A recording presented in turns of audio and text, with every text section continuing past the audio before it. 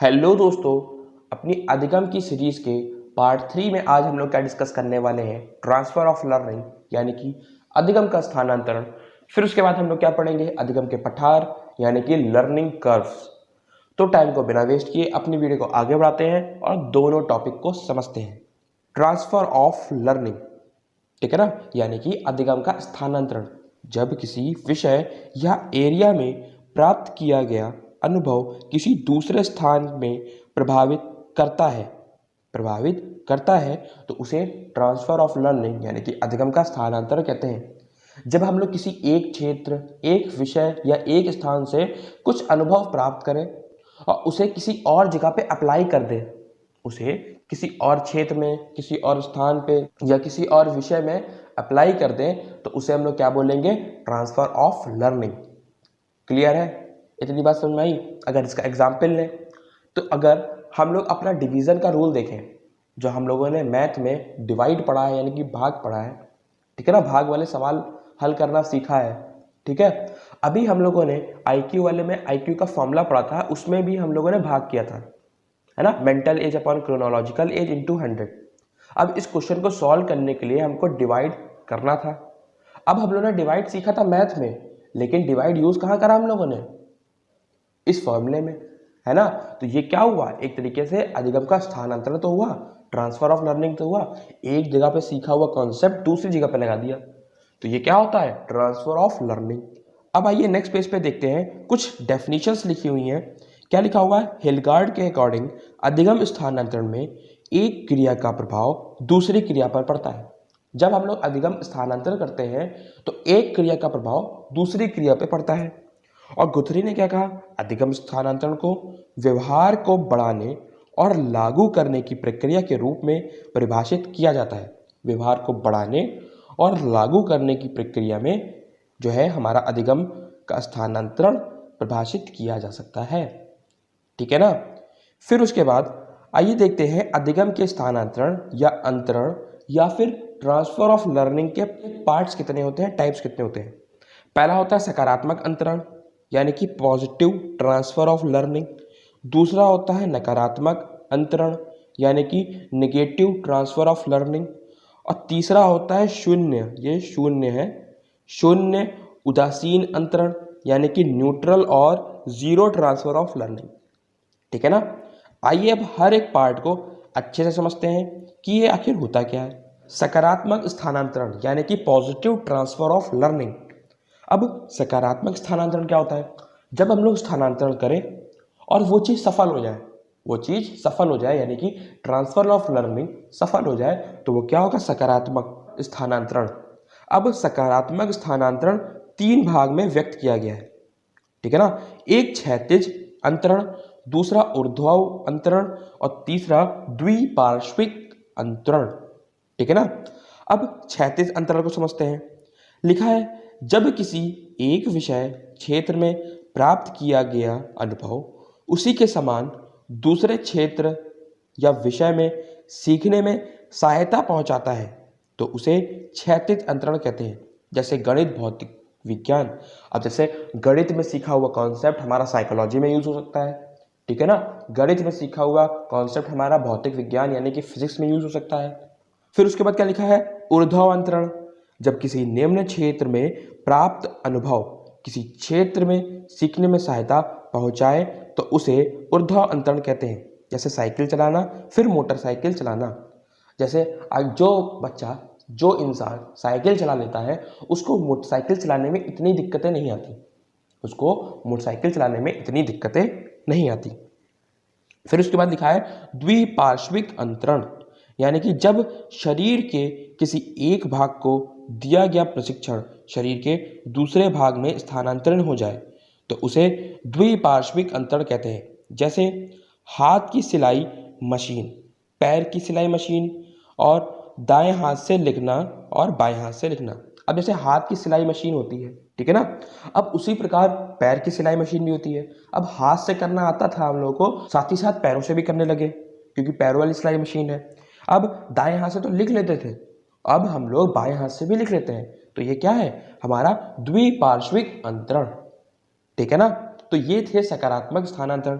अब आइए इसके बाद देखते हैं हमारे नकारात्मक स्थानांतरण यानी कि नेगेटिव ट्रांसफर ऑफ लर्निंग। जब किसी एक विषय क्षेत्र में प्राप्त अनुभव किसी दूसरे विषय क्षेत्र में सीखने में बाधा पहुंचाए या भ्रांति उत्पन्न कर दे तो उसे नकारात्मक अंतरण कहेंगे, यानी कि जो हम लोगों का ना हो पाए। एग्जाम्पल पुट या बट। क्लियर है? अब आइए इसके बाद देखते हैं हम लोग अपना शून्य उदासीन अंतरण यानी कि न्यूट्रल और जीरो स्थानांतरण जो हम लोगों ने पढ़ा था। जब किसी एक विषय क्षेत्र में प्राप्त अनुभव किसी दूसरे विषय क्षेत्र में सीखने में ना हो तो बाधा पहुंचाए ना ही सहायता पहुंचाए तो उसे शून्य या उदासीन अंतरण कहेंगे। जैसे गणित संस्कृत, तो गणित का इस्तेमाल संस्कृत में नहीं हो सकता, कला का इस्तेमाल अंग्रेजी में नहीं हो सकता। ठीक है ना? अब नेक्स्ट स्लाइड में क्या लिखा है? अधिगम के वक्र या पठार यानी कि लर्निंग कर्व्स। ठीक, तो लर्निंग कर्व्स को सबसे पहले किसने बताया? हमारे हरमन एबिंगास ने बताया। कब बताया? 1885 में बताया। ठीक है ना? हमारे एबिंगस ने, जो कि एक साइकोलॉजिस्ट थे, मनोवैज्ञानिक थे, उन्होंने 1885 में सबसे पहले अधिगम के वक्र बताए। ठीक है ना? अब ये अधिगम के वक्र होता क्या है, कैसे होता है, आइए वो देखते हैं। अधिगम के पठार। जब किसी कारणवश प्रयास करने के पश्चात भी अधिगम की मात्रा में किसी प्रकार की वृद्धि नहीं होती, अधिगम की मात्रा एक ही जगह स्थिर रहती है, तो इस स्थिरता या रुकावट को अधिगम में पठार उत्पन्न होना कहा जाता है। इसके लिए निम्न कारण उत्तरदायी हो सकते हैं। अब किसी चीज को हम लोग सीख रहे हो और उसकी मात्रा में वृद्धि ना हो पा रही हो, ठीक है ना, और उसमें स्थिरता बढ़ती ही जा रही हो, बढ़ती जा रही हो, तो हम लोग कहेंगे अधिगम में पठार बन गया। ठीक है ना? और यही हमारा क्या कहलाता है? अधिगम का पठार। अब इसके उत्तरदायी क्या क्या होते हैं? पहला, शारीरिक मानसिक थकान। जो हमारी शारीरिक मानसिक थकान होती है अधिगम के पठार के लिए सबसे ज्यादा जो है उत्तरदायी होती है। फिर क्या लिखा है? शारीरिक मानसिक अपरिपक्वता। जो हमारी अपरिपक्वता होती है शारीरिक मानसिक, वो भी बहुत उत्तरदायी होती है। फिर क्या लिखा है? रुचि ध्यान व इच्छा का प्रभाव। जो रुचि ध्यान होता है और इच्छा का प्रभाव होता है, ये भी हमारे अधिगम के पठार का उत्तरदायित्व है। अब क्लास में अनुचित वातावरण। अगर क्लास में हमारे कक्षा में अनुचित वातावरण होगा तो भी अधिगम में पठार बन जाएगा। ठीक है ना? तो ये था अधिगम के पठार। अब आइए किस किस तरीके के पठार बनते हैं, कैसी कैसी कर्व बनती है, सबको अलग अलग करके हम लोग अच्छे से समझते हैं। अब पहला लिखा है कर्व ऑफ इक्वल रिटर्न्स, और इसे सरल रेखीय वक्र, सिंपल लीनियर और स्ट्रेट लाइन कर्व के नाम से भी जाना जाता है। ठीक है? यह वक्र सामान्य रूप से बहुत कम या ना के बराबर देखने को मिलती है। यह तब बनता है जब अधिगम बिना रुके लगातार तीव्र गति से होता रहता है। ये देखिए यहाँ लिखा हुआ है अधिगम, यहाँ लिखा है समय। अब ये जो कर्व होती है बहुत ही कम देखने को मिलती है या फिर ना के बराबर देखने को मिलती है। इसमें क्या होता है? समय के साथ साथ अधिगम बढ़ता ही रहता है। ठीक है ना? यानी कि तीव्र गति से हमारा अधिगम विकास होता रहता है। ऐसा बहुत कम देखने को मिलता है कि लगातार बिना रुके तीव्र गति से होता ही रहे, होता ही रहे, होता ही रहे। ठीक है ना? तो ये वाली जो कर्व होती है स्ट्रेट लाइन कर्व, ये हम लोग को बहुत कम देखने को मिलती है। ठीक है ना? अब देखिए यहां देखिए, ये हमारा y एक्सिस पे लिखा हुआ है अधिगम और x एक्सिस पे लिखा हुआ है समय। जब समय 0 था, है ना, यानी कि x बराबर 0 और y बराबर 0, ठीक है ना, तो हमारा जो वक्र था वो 0 शून्य पे था, ओरिजिन पे था। अब जैसे जैसे हमारा समय बढ़ा वैसे वैसे हमारी अधिगम बढ़ी, और वैसे वैसे देखिए हमारा जो कर्व है वो क्या है? बढ़ता गया। और कर्व हमारा कैसा बना? स्ट्रेट लाइन बना। ये देखिए स्ट्रेट लाइन बना है कि नहीं बना है? बात समझ में आएगी नहीं? Straight line passing through origin. ठीक है ना? फिर आइए सेकंड हम लोग देखते हैं कर्व क्या होता है। सेकंड कर्व होता है पॉजिटिव एक्सेलरेशन, यानी कि कॉनकेव, यानी कि नत्तोत्तर वर्ग या फिर इंक्रीजिंग रिटर्न। अब ये क्या होता है? यह वक्र तब बनता है जब प्रारंभ में सीखने की गति धीमी हो और बाद में तीव्र हो जाए। मतलब देखिए पहले धीरे धीरे सीख रहे हैं और एकदम से बढ़ गई, एकदम से बढ़ गई। देखिए टाइम लग रहा है और परफॉर्मेंस अब धीरे धीरे बढ़ी और एकदम से बढ़ गई। तो इस तरीके का जो हमारा कर्व बनेगा ये किस में आएगा? पॉजिटिव एक्सेलरेशन या कॉनकेव या फिर नतोदर वक्र में आएगा। इतनी बात समझ में आई। फिर इसके बाद हमारा क्या होता है, नेगेटिव एक्सेलरेशन, यानी कि कॉन्वेक्स या फिर उन्नतोत्तर वक्र या वक्र बनता है जब सीखने की गति शुरू में तीव्र होती है लेकिन धीरे धीरे कम हो जाए। अब देखिए हमारा परफॉर्मेंस इधर लिखा हुआ है और इधर टाइम लिखा है, ठीक है। यहाँ ओरिजिन से हमारा जो है कर्व बनना स्टार्ट हुआ, देखिए गति तीव्र है और एकदम से धीरे हो गई, एकदम से क्या हो गई, धीरे हो गई। तो ऐसी स्थिति में कौन सा कर्व बनेगा, हमारा कॉन्वेक्स यानी कि नेगेटिव एक्सेलरेशन या फिर उन्नतोत्तर वक्र। बात समझ में आ रही है ना कि कब कौन सा बनेगा, जब निरंतर चलता रहेगा तो स्ट्रेट लाइन, ठीक है ना। जब धीरे धीरे से एकदम से बढ़ जाएगा तो पॉजिटिव, और जब बढ़ने के बाद घटेगा, जब एकदम से तेज चल रहा हो और फिर घट जाए तो क्या होगा, नेगेटिव।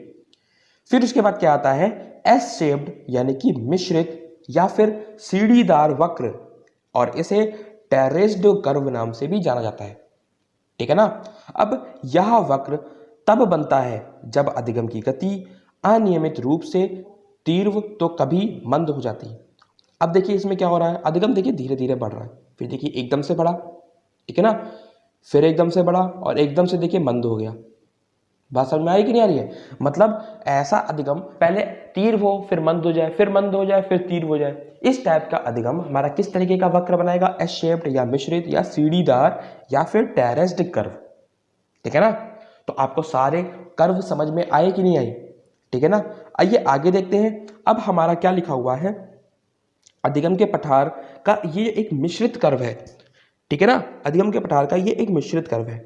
अब देखिए इसमें क्या है, मैंने इस जगह पे लिखा है अभ्यास के दिनों की इकाई, ठीक, और इधर क्या लिखा हुआ है, प्राप्ति इकाई। अब कितनी इकाई प्राप्त हुई, ठीक। अब देखिए पहले हमारा अधिगम तीव्र गति से हो रहा था, ठीक है ना, गति की एक ही अवस्था थी, तीव्र गति से हो रहा था। एकदम से हमारी गति मंद पड़ गई, रुक गई एकदम से, मतलब हमारी गति एकदम से रुक गई, तो यहाँ पे क्या बन गया, पठार बन गया, ठीक। फिर एकदम से हमारी जो है अवस्था, मतलब जो गति थी सीखने की, वो एकदम से बढ़ गई, तो देखिए हमारा फिर कर्व बन गया। अब देखिए यहाँ पे स्ट्रेट लाइन है, ठीक है, और एक तरीके से देखा जाए तो ये एस शेप कर्व बन रहा है ना। तो कहने का मतलब ये है कि हमारा जो कर्व होता है, जो हमारा नॉर्मली हम लोग को देखने को मिलता है, तो एस शेप्ड वाला कर्व देखने को मिलता है, जो मैंने ये वाला भी बताया है आपको, ठीक है ना। तो आज की वीडियो में हम लोगों ने जो है जितने भी ट्रांसफर ऑफ लर्निंग का कॉन्सेप्ट होता है और उसके बाद लर्निंग कर्व्स को अच्छे से समझा है, ठीक है। मिलते हैं नेक्स्ट वीडियो में प्रिंसिपल्स के साथ। अगली वीडियो से हम लोग प्रिंसिपल सारे पढ़ेंगे, सिद्धांत सारे पढ़ेंगे। तब तक के लिए बाय।